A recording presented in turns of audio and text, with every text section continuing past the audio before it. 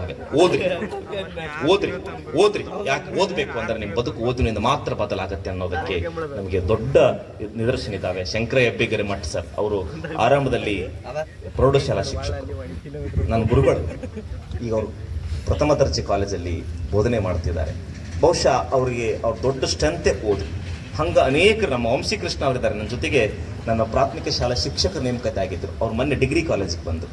ಬಹುಶಃ ಬದುಕು ಎಲ್ರಿಗೂ ಇದೆ, ಅವಕಾಶಗಳಿದ್ದಾವೆ. ನೀವು ಮನಸ್ಸು ಮಾಡಿದರೆ ಯಲಬುರ್ಗದ ಹೆಸರನ್ನ, ಈ ತಾಲೂಕಿನ ಹೆಸರು, ನನಗನ್ಸುತ್ತೆ ಯಲಬುರ್ಗಾ ತಾಲೂಕು, ನಾನು ಇದೇ ತಾಲೂಕಿನವನು, ಇದು ಹಿಂದುಳಿದಿಲ್ಲ. ಮನಸ್ಸುಗಳು ಮಾತ್ರ ಹಿಂದಿದ್ದಾವೆ ಅಷ್ಟೇ. ಇಚ್ಛಾಶಕ್ತಿ ಕೊರತೆ ಇದೆ.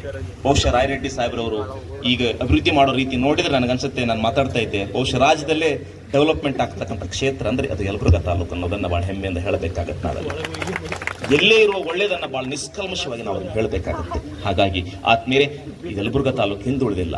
ಕರ್ನಾಟಕ, ಕಲ್ಯಾಣ ಕರ್ನಾಟಕ ಭಾಗದಲ್ಲಿ ಒಂದು ದೊಡ್ಡ ಸಾಂಸ್ಕೃತಿಕ ಪ್ರಜ್ಞೆ ಇಲ್ಲೇ ಐತಿ. ನೀವೆಲ್ಲ ಮನಸ್ಸು ಮಾಡಿದರೆ ಈ ತಾಲೂಕಿನ ಕೀರ್ತಿಯನ್ನ ಬೆಳಗ್ತೀರಿ ಅಂತಕ್ಕಂಥ ಆಶೆ ಭಾವನೆಯನ್ನ ಅಭಿವ್ಯಕ್ತಿಸ್ತಾ